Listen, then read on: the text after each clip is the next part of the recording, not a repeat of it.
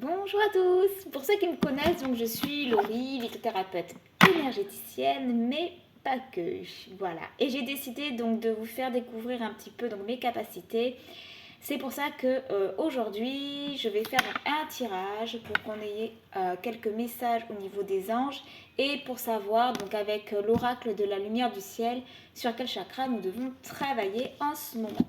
Alors, je commence par le message des anges avec l'oracle des anges, bien sûr. Allez, go, c'est parti. Quel est le message ici et maintenant des anges pour tous? Quel est le message ici et maintenant des anges pour tous? Bien sûr, il y en a plein à chaque fois. Hop là, qui sort. Allez, go, c'est parti.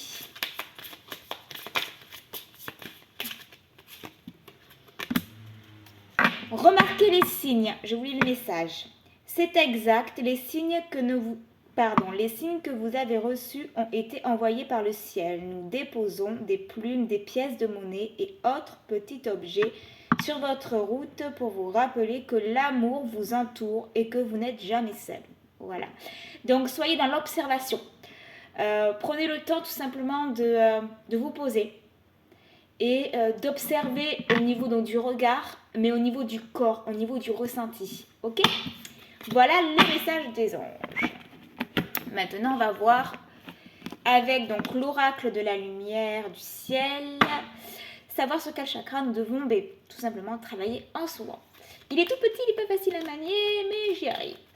Allez, c'est parti, go. Sur quel chakra devons-nous travailler ici et maintenant? La carte s'est retournée et bien sûr, c'est le chakra racine. Aujourd'hui, je travaille mon ancrage. Je médite dans la nature. Je visualise les racines partant de ce chakra. Allez, rejoindre le noyau terrestre. Je me vois comme un arbre solide. Mes racines sont fortes. Je prends conscience et j'accepte mon existence. Je suis ancrée. Au jour d'aujourd'hui, en fait, si on nous demande tout simplement de nous ancrer, c'est parce qu'on rentre dans la période automnale et donc ça va beaucoup remuer. Donc plus on est ancré et moins on sera impacté donc par les énergies, qu'elles soient néfastes, qu'elles soient en tout genre en fait.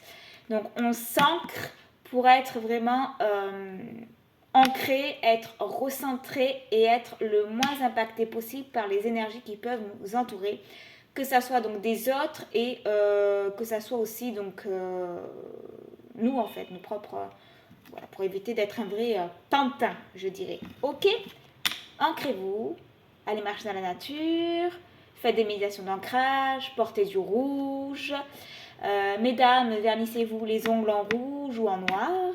Et puis, vous avez aussi la possibilité de vous ancrer avec une jaspe rouge et une tourmaline noire. La différence entre les deux, c'est que la jaspe rouge va faire un ancrage dynamisant et la tourmaline noire va permettre de faire un ancrage profond, donc de créer vos racines.